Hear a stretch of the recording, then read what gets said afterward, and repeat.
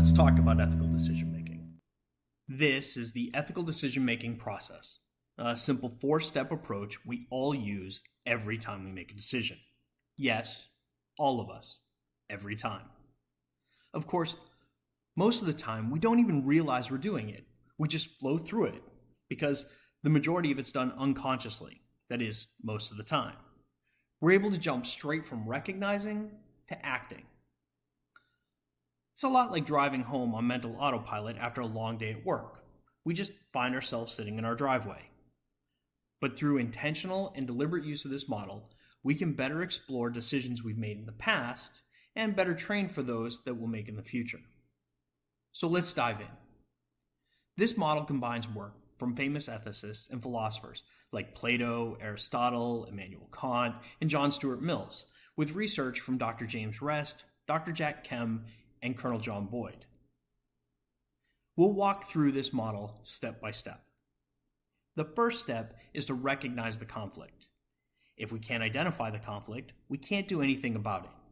So first, we have to recognize and be able to articulate the challenge, even if we're unsure what we'll do about it.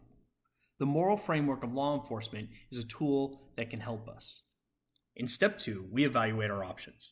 This step is where the majority of mental heavy lifting happens, both consciously and unconsciously. It aligns with Boyd's orient and Rest's moral judgment component. This step involves developing and evaluating a list of options or courses of action. This is when we call upon Dr. Kem's ethical triangle and filter each course of action through one of 3 lenses to evaluate our options, even when we don't realize we're doing it. These 3 ethical lenses assist us in selecting the most ethical option.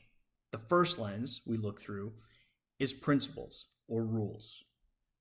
This includes both formal and informal guidelines that a group has explicitly or implicitly agreed upon.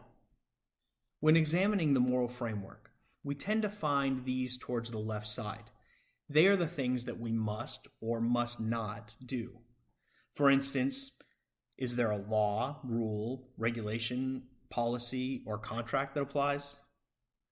Through this lens, we see only the letter of the law, so to speak.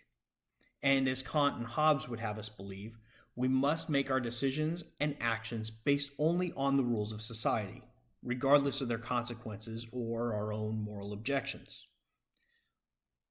But is it always that easy? Inevitably, we will experience times when the principles will result in consequences that compound the situation, or they conflict with our own morality. So, to make the most ethical decisions, we must also give some consideration to consequences and virtues. The next lens is consequences, or outcomes.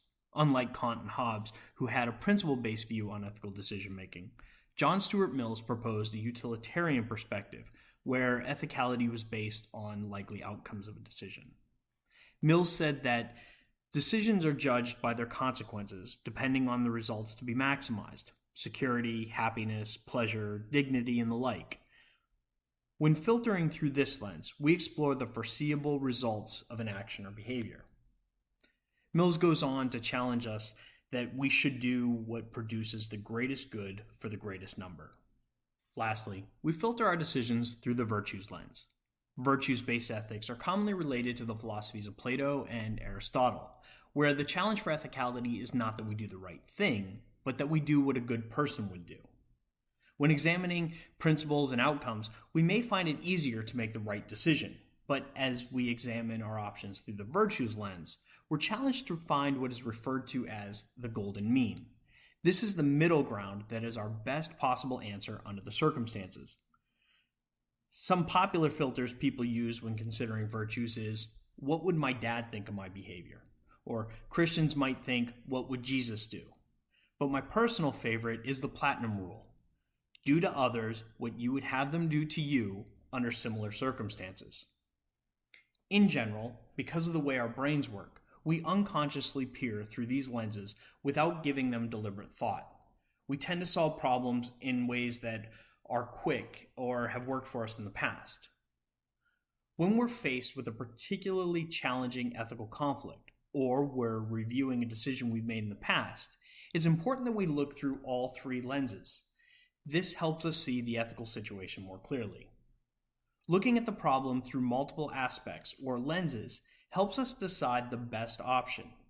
We decide on a course of action not only because it can solve our problem, but because it can do so ethically, in a way that is most consistent with the law enforcement ethic, values, rules, and with respect to this unique law enforcement situation. Now that we've evaluated the options available to us, we'll need to commit to a decision. This is what Ress refers to as moral motivation, and Boyd aptly titled Decide. We must choose a right decision. That is one that is ethical, effective, and efficient. There's often a risk and uncertainty standing in the way of our ethical decisions, but being committed means we accomplish the mission in the right way, despite adversity, obstacles, and challenges. It's important to explore potential barriers to acting on the right decision. For instance, how does organizational climate affect my choice? Do I have the resources to take the right action? In the end, the decision will be made based on a mental algorithm we can't fully understand, let alone try to explain in this short video. But it's important that we embrace the challenges, commit to our decisions, and prepare to face adversity.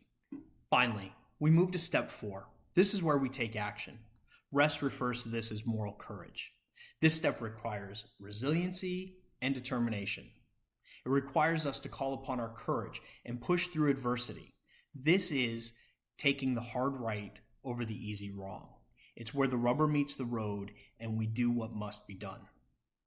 See, ethical decision-making isn't a separate process we use only when we experience ethical conflicts.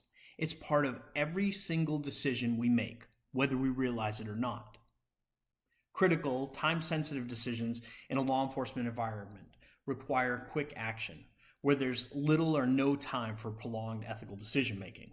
However, deliberately practicing this ethical reasoning process will help us ensure that we're prepared to make the right decisions when the pressure's on.